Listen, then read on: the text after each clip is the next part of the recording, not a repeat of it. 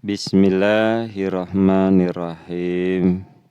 Nahmaduhu wa nusalli ala rasulihil karim wa ala abdihil masihil ma'ud. Assalamualaikum warahmatullahi wabarakatuh.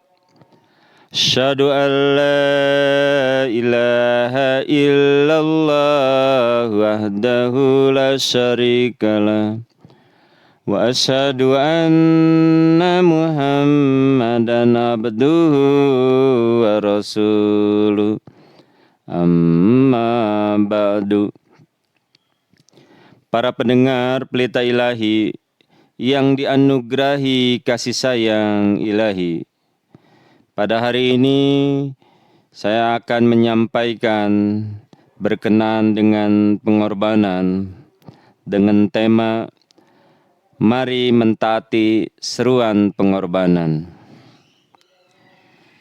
Allah Subhanahu wa taala telah berfirman yang berbunyi, A'udzu billahi minasy syaithanir rajim.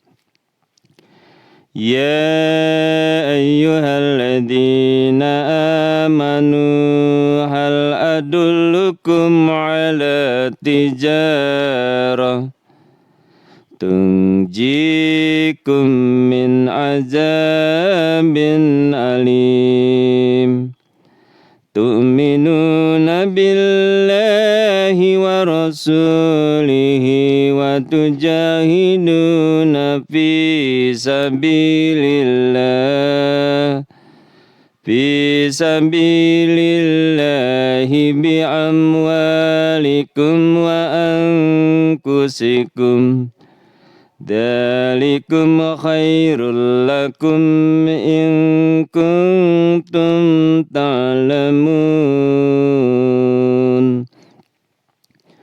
Artinya, wahai orang-orang yang beriman, apakah aku tunjukkan kepadamu suatu perdagangan yang akan menyelamatkan kamu dari azab yang pedih?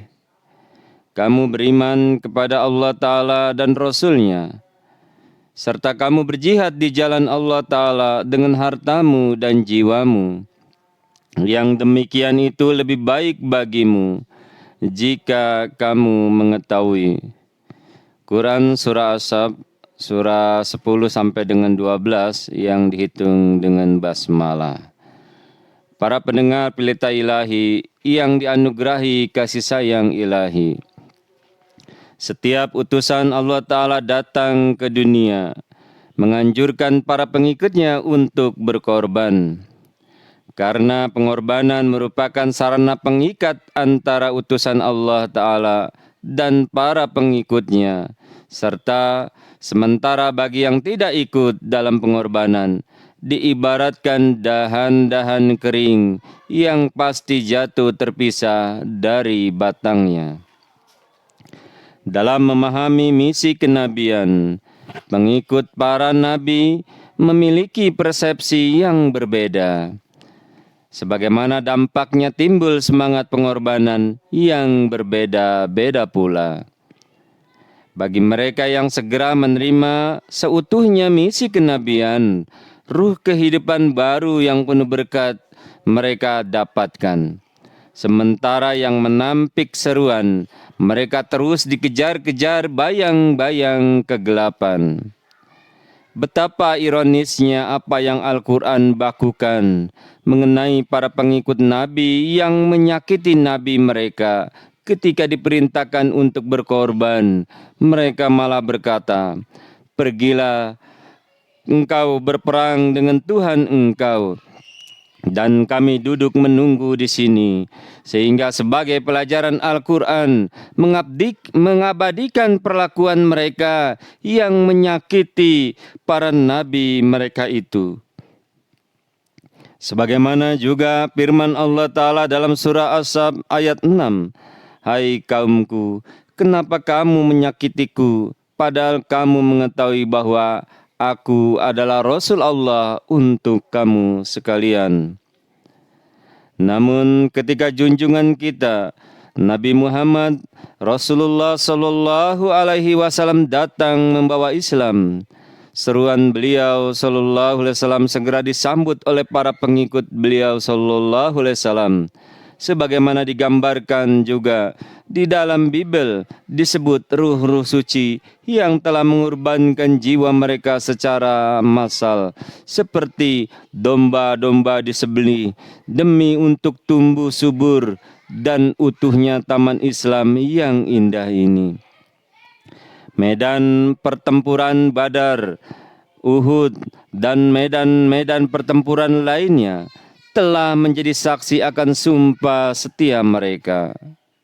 Para pendengar pelita ilahi yang dianugerahi kasih sayang ilahi, Hadrat Masih Maud alaihissalam, pendiri Ahmadiyah, dalam syairnya dengan indah menyampaikan, di jalan ini jika engkau berikan 100 jiwa selaku korban, belum seimbang dengan Nabi Muhammad Rasulullah Sallallahu Alaihi Wasallam, belum seimbang dengan Nabi Muhammad Rasulullah Sallallahu Alaihi Wasallam.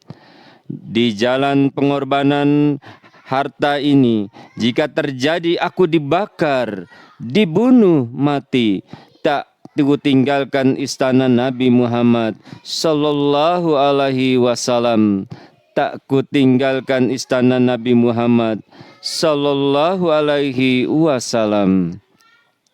Kemudian bagaimana dalam pengorbanan harta? Hazrat Abu Bakar Siddiq telah menyerahkan seluruh harta miliknya sehingga tidak ada lagi yang tersisa di rumahnya. Begitu juga para sahabat yang lainnya tidak ingin ketinggalan, bahkan terjadi persaingan ketat yang bagaikan sayembara. Mereka berlomba-lomba di dalam pengorbanan. Mereka menganggap bahwa setiap himbauan pengorbanan merupakan kesempatan emas yang harus dipertaruhkan dengan segala-galanya.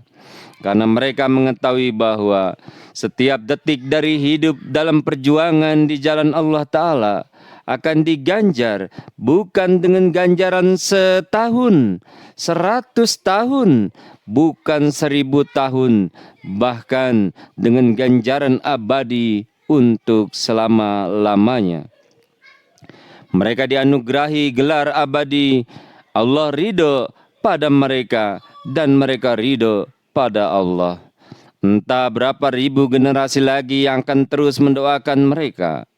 Mereka dikenal dalam arti sebenarnya majikan mereka. Namun sebagian dari kelompok yang tidak memahami misi kenabian melecehkan dengan ucapan, upaya-upaya kamu itu sia-sia belaka, dan alangkah bodoh dan dungunya kamu ini memberikan harta milikmu kepada Nabi Muhammad Sallallahu Alaihi Wasallam. Nauzubillah min dzalik. Akan tetapi sejarah telah mencatat siapa sebenarnya yang bodoh dan siapa yang berakal. Apa yang telah diraih oleh Hazrat Abu Bakar Siddiq radhiyallahu anhu dan para sahabat radhiyallahu anhum lainnya, hasil dari pengorbanan mereka, dan apa yang telah diraih oleh yang tidak siap melakukan pengorbanan nampak jelas di hadapan dunia. Para pendengar pelita ilahi yang dianugerahi kasih sayang ilahi, kita kembali pada bahasan tentang ayat yang dibacakan di awal tadi. Di dalam ayat itu juga disebutkan, kamu berjihad dengan harta dan jiwa.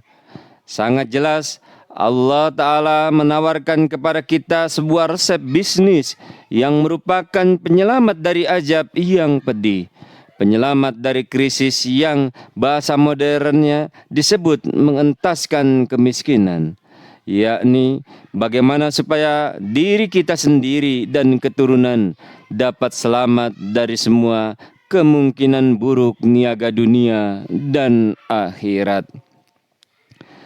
Terlebih lagi di dalam hadis disebutkan bahwa pada masa Imam Mahdi harta benda akan melimpah ruah. perniagaan akan sedemikian majunya. Para pendengar Pelita Ilahi yang dianugerahi kasih sayang ilahi, sesuai dengan pengalaman pada umumnya di dalam jemaat kita, kita melihat bahwa banyak sekali orang yang ekonominya lemah masuk ke dalam Ahmadiyah, jemaat ilahi ini. Apabila mulai mereka membayar canda dengan benar, tiba-tiba saja terjadi perubahan drastis di dalam kehidupannya. Tadinya seumur-umur susah hidupnya. Setelah dia masuk ke dalam jemaat, terjadi perubahan besar. Bukan satu, dua, puluhan, bahkan ratusan, dan semua warga jemaat Ahmadiyah yang membayar pengorbanan dengan sebenarnya mempunyai pengalaman-pengalaman seperti itu. Akan tetapi, sebaliknya yang berat mengulurkan tangannya untuk berkurban, tangan Tuhan pun tampak tidak sepenuhnya bergerak menolong mereka. Para pendengar Pelita Ilahi yang dianugerahi kasih sayang ilahi, Hazrat Khalifatul Masih Waqt, yakni Khalifah saat ini pernah bersabda kepada orang-orang Ahmadi Afrika yang karena musim paceklik mereka minta supaya dibebaskan dari canda. Huzur Ta'ala bin Nasir Aziz memberikan jawaban, apakah kalian menganggap bahwa saya siap setega itu menghancurkan anak-anak keturunan kalian dengan memberi izin pada kalian bahwa karena saat ini musim paceklik, maka kalian boleh tidak membayar canda, membayar pengorbanan. Jangan pernah berprasangka demikian. Justru untuk keluar dari kesulitan, justru untuk kebebas dari krisis paceklik, inilah fungsi pengorbanan, fungsi canda di jalan Allah Subhanahu wa Ta'ala kita berkorban. Para pendengar Pelita Ilahi yang dianugerahi kasih sayang ilahi, pendiri Ahmadiyah telah mengatakan selebaran ini bukanlah catatan biasa, bahkan untuk mereka yang disebut murid-muridku. Untuk terakhirnya saya tegaskan bahwa saya telah diberitahukan oleh Tuhan bahwa yang dianggap muridku di daftar di singgasana ilahi ialah mereka yang selalu sibuk memberikan pertolongan, memberikan bantuan. Jadi, jelasnya pengorbanan merupakan resep yang telah teruji keampuhannya dalam sejarah agama-agama pun, dan tidak mungkin bahwa kini karena zaman akhir tidak lagi ampuh.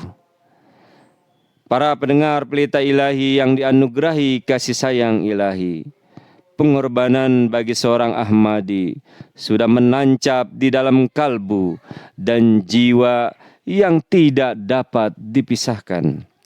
Kita semua sudah paham, sudah mengerti berkenaan dengan pengorbanan. Tanpa disuruh, setiap Ahmadi senantiasa mengorbankan kehormatannya, waktunya, pikirannya, tenaganya, dan hartanya di jalan Allah Subhanahu wa Ta'ala. Lalu sebenarnya masalah pengorbanan itu bukanlah teori lagi, tapi amalan yang harus terus-menerus dipraktekkan dan diamalkan secara dawam, secara kontinu, secara terus-menerus. Kita semua ini adalah merupakan laskar-laskar para malaikat untuk memenangkan pertempuran rohani melalui pengorbanan di akhir zaman ini. Oleh karenanya, marilah kita seragamkan langkah kita, maju ke depan mengiringi langkah Al-Masih di akhir zaman ini, dengan ikut di dalam pengorbanan-pengorbanan yang diserukan oleh Khalifatul Masih Waqt oleh jemaat ini. Para pendengar Pelita Ilahi yang dianugerahi kasih sayang ilahi, saya ingin menyampaikan bahwa pengorbanan itu seperti pohon dengan buahnya, ibarat HP dengan chargernya, bagaikan uang dengan kebutuhan, semisal tubuh dengan pakaian. semua menjadi subur, berguna, bernilai indah, dan terhormat. Inilah yang dapat disampaikan di dalam kesempatan kali ini. Mudah-mudahan Allah Subhanahu wa Ta'ala memberikan topik kepada kita untuk selalu dan senantiasa menyambut setiap seruan imam zaman ini, dapat menorehkan tinta emas dalam perjuangan mewujudkan kemenangan Islam yang kedua lewat perjuangan pengorbanan harta dengan ikut andil kita dalam nizam yang didirikan Al-Masih di akhir zaman ini. Allahumma amin. Wassalamu ala manittaba'al huda wa akhirud da'wana anil hamdulillahi rabbil alamin. Assalamualaikum warahmatullahi wabarakatuh.